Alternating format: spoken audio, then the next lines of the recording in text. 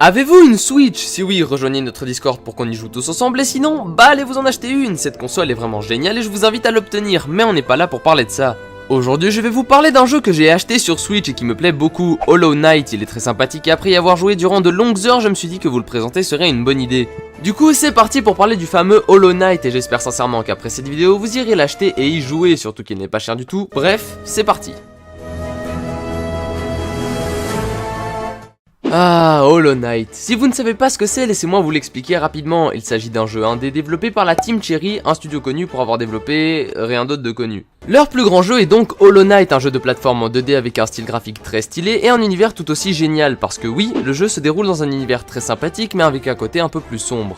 L'histoire est très simple, on incarne un voyageur qui souhaite se rendre dans une sorte de ville, mais sur le chemin il tombe sur un petit village inhabité, enfin à l'exception d'un vieil homme. Un peu plus loin du village se trouve un puits dans lequel vous pourrez descendre pour découvrir plusieurs tunnels et affronter des créatures très étranges, et c'est ainsi que débutera votre aventure.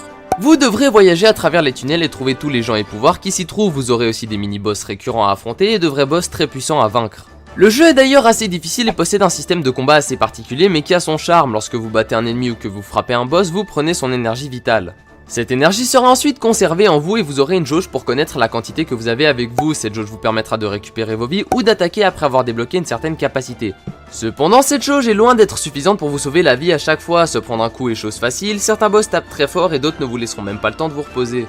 Et c'est là que le jeu vous retourne tel un pancake, la difficulté reste assez élevée, vous aurez sûrement du mal à certains moments entre les zones remplies de mobs et les moments de plateforme avec des obstacles, sinon c'est pas drôle. Au fur et à mesure que vous avancerez, le jeu sera aussi de plus en plus dur puisque certains niveaux demanderont beaucoup de skill et une maîtrise de votre personnage quasi parfaite. Mais bon, sur Switch la difficulté m'arrange pas mal, ça change d'un Mario Odyssey ou d'un Kirby Star Allies parce que mine de rien le jeu est dur mais il est aussi très long. Et pour éviter d'être trop gentil, ce jeu a aussi une particularité très cool.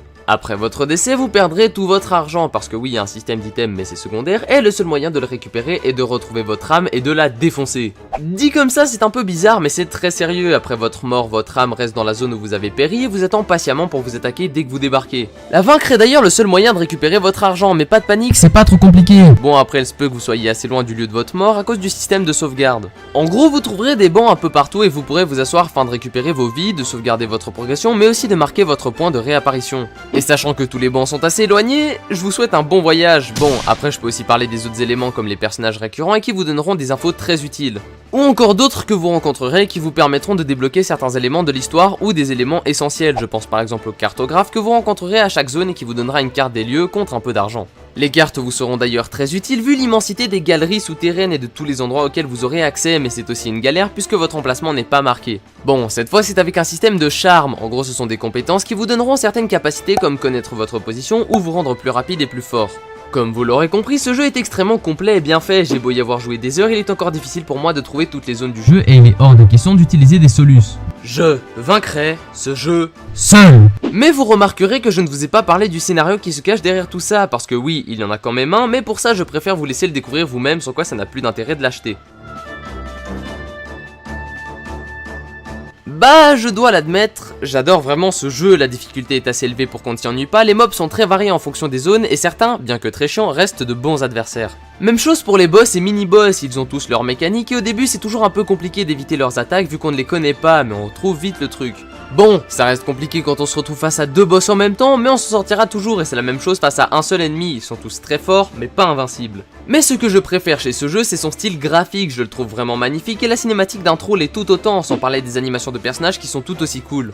Tout ça dans un univers très intéressant et avec une histoire tout aussi profonde et des mystères si nombreux que les tunnels vous paraîtront sans fin, et ça, je peux vous le confirmer. Je vous conseille vraiment ce jeu et je ne suis pas le seul à avoir été attiré par lui, il était en tête du classement des achats en ligne du Nintendo eShop pendant un bon moment et il ne coûte que 15 €, autant se laisser tenter. Le jeu est aussi disponible sur Steam pour le même prix.